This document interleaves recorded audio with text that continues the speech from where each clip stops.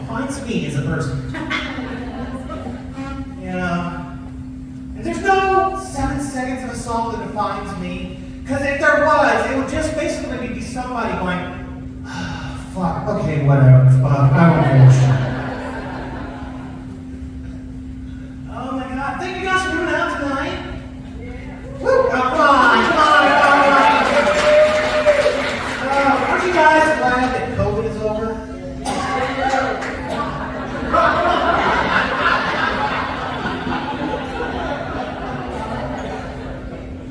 We just gave up on that shit, didn't we? Even the CDC was like, we can't even get you bastards to wash your hands. Just go. Fuck, do whatever. I work in a hospital doing IT work, and, you know, like, I was talking to one of the nurses when the vaccines were getting ready to come out. She was like, oh, well, I'm not getting it. Why not? Well, you know, they put a tracker in it. Nobody gives a shit about your trip to Branson, Debbie. What the fuck are you talking about? Well, it's got a 5G transmitter. That's better service than AT&T gives me right now. Just kind of gave up on masks. And I'm okay with giving up on masks and everybody giving up. Because I got really fucking tired of walking around Walmart, you know. Walking through there, you know, yelling at people. It's a smoker's cough. Fuck off. God damn. At least I'm wearing a mask. What about that fucker over there? Oh, he's open carrying. Okay, I can see why you're gonna fuck with that guy. Who the fuck open carries at the Walmart in Norman? You gonna throw down over that last box set of Band of Brothers? What the fuck, man? The kind of people that open carry at a Walmart are the kind of people that say shit like, I need this gun to protect my family. You don't have visitation rights. What the fuck are you talking about?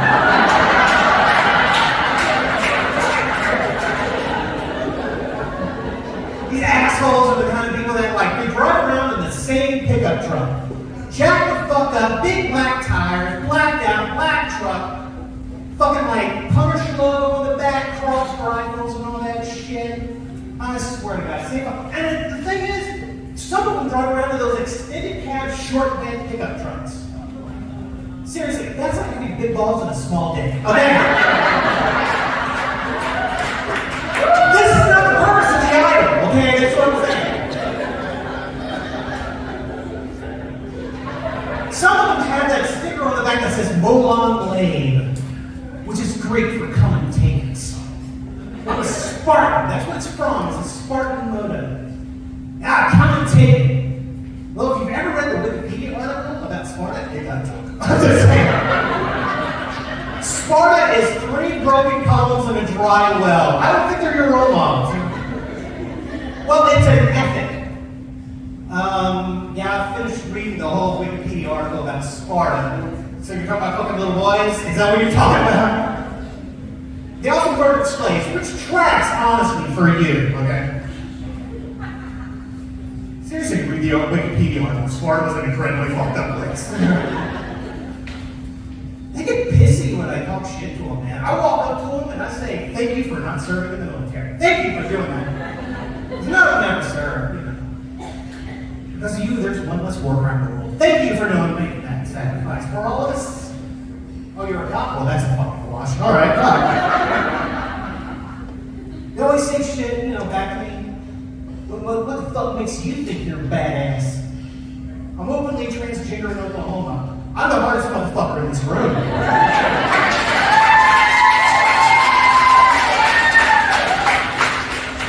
And unless there's black people here. Then I just gotta give respect.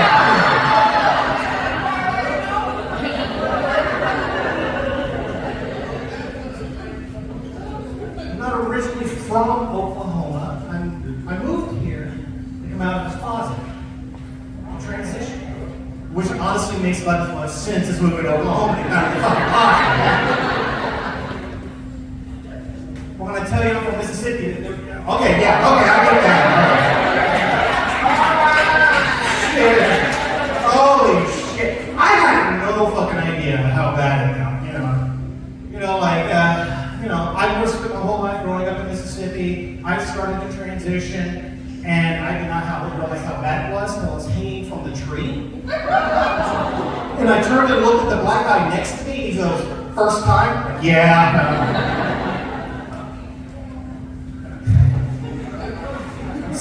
Yeah. I'm from Mississippi, I'm allowed to make that fucking joke. Those are my people. I was not white enough for Mississippi. That's to let you know how bad this place is. My brother-in-law took me out to the dirt track one day. And literally, it's down a dirt road. And I'm like, okay, fine, I'll go to the dirt track. Yeah, go down the dirt road to the dirt track. And I think I'm going to get myself a beer. And I go down to the concession stand, and I'm standing there waiting in line.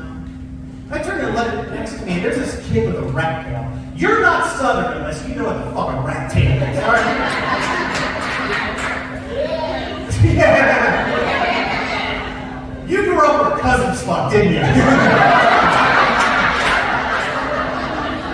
But this kid with a rat tail is sitting there with a fucking t-shirt that says "Original Boys in the Hood," and it's 3 Klansmen. The kid next to him was wearing a shirt that just straight up a Klan cross. I'm like, you know what? I'm gonna die. I'm gonna die. Oh man, yeah. I wouldn't know what I'm out of the closet. A lot of people don't understand how bad it was for me growing up in Mississippi, because I grew up in Mississippi in the 90s. The early 90s, there were no role models.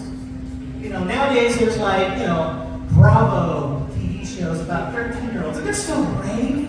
They're still wonderful. I grew up in the 90s where like my only role models were Jerry Springer guests. Which honestly will keep them in the fucking closet for like 10, 15 more. And I'm sitting there like one night, Jerry Springer always came on at like 1 o'clock in the morning. And I'm staying up late and I'm watching Jerry Springer, and there's this woman. She's gorgeous, beautiful makeup, big old titties.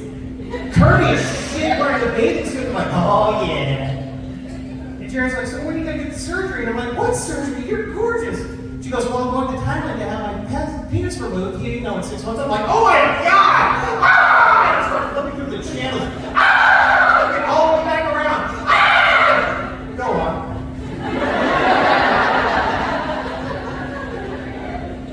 Because I didn't have the language. I didn't have the ideas to understand. Like, people talk about, you know, how we were groomed. And, you know, like, the people nowadays are like, oh, transgender people groomed.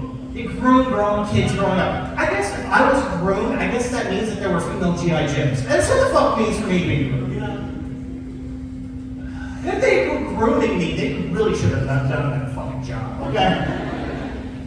And like, seriously, I used to hook up on this one dating website. It's called FetLife. A couple of little guests out there. For those of you that don't know what FetLife is, you're pointing at your door. Yeah, I love that. I love that shit on the corner of my eye.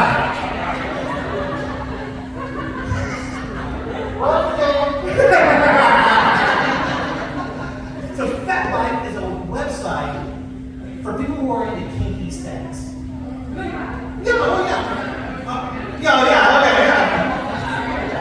Find me like that.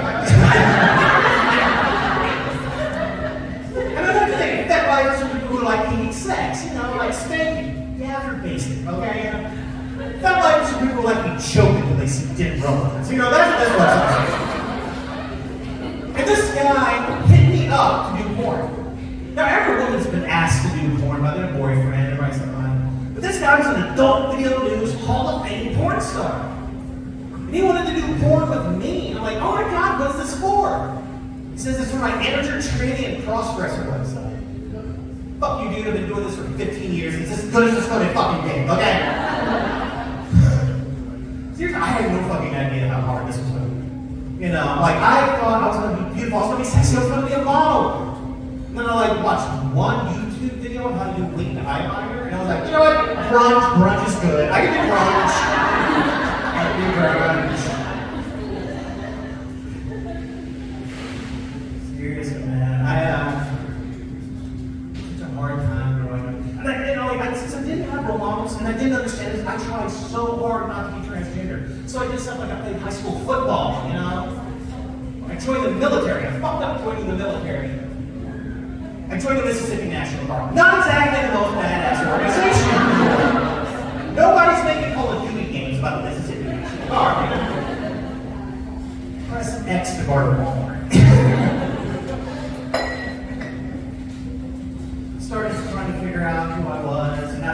I was having trouble in school, so my parents were like, well, let's send him to that Catholic boarding school. Bisexual, transgender kid that, going to a Catholic school. I don't think it's going to have the results you think it's going to be. I'm just saying I'm going to be the best motherfucker in musical theater. That's just kind of a joke, because I realized that I was not a gay person, pretty early on because of allergic to sequins. Somebody said I should do drag. Oh, you should do drag. You make a great Reba McEntire. I see myself in a red dress. Nancy's going to let you down. Okay. Oh my God, but yeah. Real transgender, man. And I came out. It was so wonderful. I had so much fun. And I started dating. I started hooking up with like a lot of younger guys. The thing is about younger guys, they have ambitions. And I'm old, so anytime they try shit, I'd be like, we're not pulling that off. I have a shitty back, you keep skipping leg day. We're not doing that, Not working out. This one kid, he wanted me to do naughty schoolgirl one time. Naughty schoolgirl! I'm 40 years old. How many plaid miniskirts do you think I know? So I did naughty schoolgirl the best I could. I'm on the door of the Explorer backpack and at the detention center. This one guy, he wanted me to be a teacher. Oh, I want you to be a teacher for me. All right, I'm just going to buy my own school supplies. All right, fine. One kid had a stepmom fetish, which sounds kind of fucked up initially, until you realize all he really wanted to do was slam the door in my face and go, "You're not my real mom!" But I don't just sleep with guys, I sleep with women too, and a lot of people ask, well, how does that work? It's a strap-on, I don't need to stop and adjust every 5 minutes. And if you feed me Adderall, you can vibrates. So,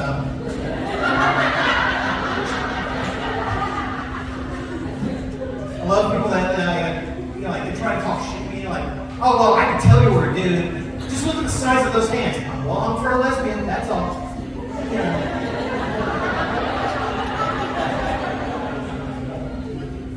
You always have that same question.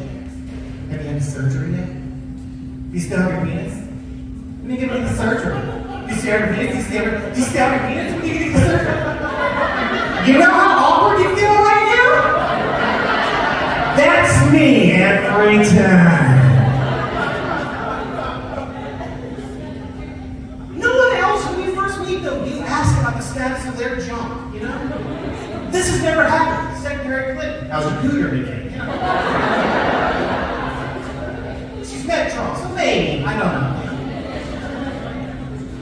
The thing is about surgery, it costs anywhere between $15,000 and $25,000, and it's not covered by insurance. So my plan is to put it all on a credit card and declare bankruptcy. It's not like it says vagina, right? Right? That phone, get that knock on the door. Baby freak up, give me a snatch, But people, I'm very open about being transgender, so everybody always has the same kind of questions, surgical status, what was the hardest thing about being, trans and all that kind of stuff. People ask me, what's the most interesting thing that you've learned about the difference between men and women? And I'll be honest, the biggest thing that I've learned in the difference between men and women is that being called mommy during sex is way fucking creepier than being called dad.